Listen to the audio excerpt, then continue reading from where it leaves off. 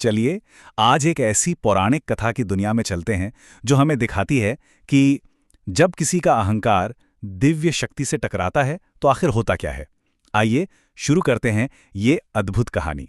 जरा सोचिए एक ऐसी दुनिया के बारे में, एक पूरा नागलोक जहां के राजा ने अपने ही आराध्य, अपने ही भगवान शिव का नाम लेना एक गुनाह बना दिया था।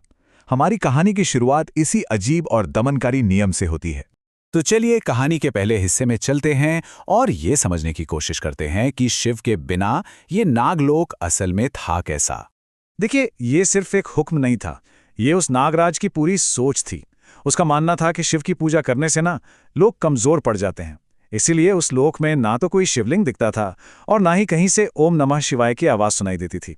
सब कुछ बस डर और जुल्म के दम पर चल रहा था। लेकिन कहते हैं ना कि जहां अंधकार होता है वहां प्रकाश की एक किरण भी पहुंच ही जाती है। अब कहानी में एंट्री होती है माता पार्वती की और उनकी एक ऐसी खोज की जो सब कुछ बदलने वाली थी। तो हुआ यूं कि एक दिन माता पार्वती कैलाश से पृथ्वी की तरफ आ रही थी। तभी उनकी नजर एक बड़ी ही वीरान सी जगह पर पड़ी जहां एक टूटा फूटा पत्थर यूं ही पड़ा था। अब पहली नजर में तो ये एक आम सा पत्थर ही लग रहा था, लेकिन ये कुछ और था। माता तो माता है, उनकी दिव्य दृष्टि ने एक पल में उस पत्थर का सच पहचान लिया। वो कोई मामूली पत्थर नहीं, बल्कि एक अपमानित शिवलिंग था जो न जाने कितने सालों से धूल और कांटों के बीच दबा पड़ा था। ऐसा लग रहा था मानो किसी ने उसे जानबूझकर भुला दिया हो। ये सब देखकर माता पार्वती का दिल दर्द से भर गया। उनकी आंखों से आंसू बहने लगे। उन्होंने फौरन अपने आंचल से उस शिवलिंग को साफ किया और पूरी श्रद्धा के साथ उस पर जल अर्पित किया। सच कहूं तो उस एक पल में उस भूमि का सारा दर्द सिमट आया था।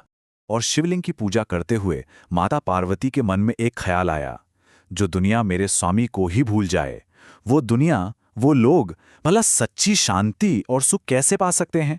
ये एक ऐसा दिव्य नियम था जिसका उस धरती पर खुलेआम मजाक उड़ाया जा रहा था। और बस जैसे ही पूजा हुई, कहानी का असली विलन सामने आ गया, वो जिसके अहंकार ने इस पूरी धरती को अंधेरे में डुबो रखा था। अब ये संघर्ष एक आमने सामने की टक्कर में बदलने वाला था। माता ने पूजा खत्म ही की थी कि अचानक जमीन कांपने लगी, आसमान में जोरों की गड़गड़ाहट होने लगी और तभी अपनी पूरी ताकत और घमंड के साथ वो अहंकारी नागराज वहां प्रकट हो गया। उसकी फुंकार से निकलती आग बता रही थी कि वो कितने गुस्से में है। अब यहां पर दो विचारधाराएं आमने सामने थीं। एक तरफ था नागराज जो अपनी ताकत के नशे में चूर था, और दूसरी तरफ थी माता पार्वती जो बिल्कुल शांत भाव से उसे आने वाले विनाश की चेतावनी दे रही थीं। पर सवाल यह है कि नागराज के इस घमंड की वजह क्या थी। उसने हंसते हुए बताया कि ये वरदान उसे खुद महादेव ने दिया है। अब जरा विडंबना देखिए, वो उसी भगवान के दिए वरदान को गलत तरीके से समझ रहा था, जिनकी पूजा करने से वो बाकियों को रोकता था। और बस यही वो पल था। हम कहानी के उस मोड़ पर आ गए हैं जहां अहंकार अपनी सारी हदें पार कर जाता है और फिर होता है दिव्य हस्तक्षेप। जैसे ही नागराज ने अपने झूठे वरदान का घमंड दिखाया, आसमान में एक जोरदार बिजली कड़की और मानो आसमान फट गया हो। भगवान शिव स्वयं प्रकट हुए और उनकी तीसरी आंख खुली हुई थी, जो उनके भयंकर क्रोध का प्रतीक थी। महादेव ने सीधे नागराज को फटकार लगाई। उन्होंने साफ साफ कहा, जो वरदान तुम्हें मिला था वो शक्ति के लिए था, अहंकार के लिए नहीं। मतलब घमंड के इस गलत इस्तेमाल पर यह एक सीधी और जोरदार टिप्पणी थी। इसके बाद जो हुआ वो बहुत तेजी से हुआ। माता पार्वती ने महादेव से कहा कि जो भी उनके नाम का गलत इस्तेमाल करके लोगों को डराए, उसे सजा मिलनी ही चाहिए। और उसी पल उनका रूप बदल गया। वो शांत स्वरूप से आदि शक्ति के प्रचंड रूप में आ गईं। उनकी ऊर्जा से पूरा नागलोक कांप उठा और बस एक ही वार में उन्होंने नागराज का सारा घमंड चकनाचूर कर दिया। तो चलिए अब कहानी के आखिरी हिस्से में चलते हैं और देखते हैं कि इस टकराव के बाद नागलोक का भविष्य कैसे संवरा। और उस नागराज का क्या हुआ? उसे उसके गुनाह की एकदम सही सजा मिली। उसे एक ऐसे लोक में भेज दिया गया जहां ना तो शिव थे न शक्ति। वहां था तो सिर्फ उसका अपना अहंकार, जिसके साथ उसे हमेशा अकेले रहना था। नागराज के जाते ही नागलोक का तो जैसे माहौल ही बदल गया। सारे नाग अब डर से आजाद थे।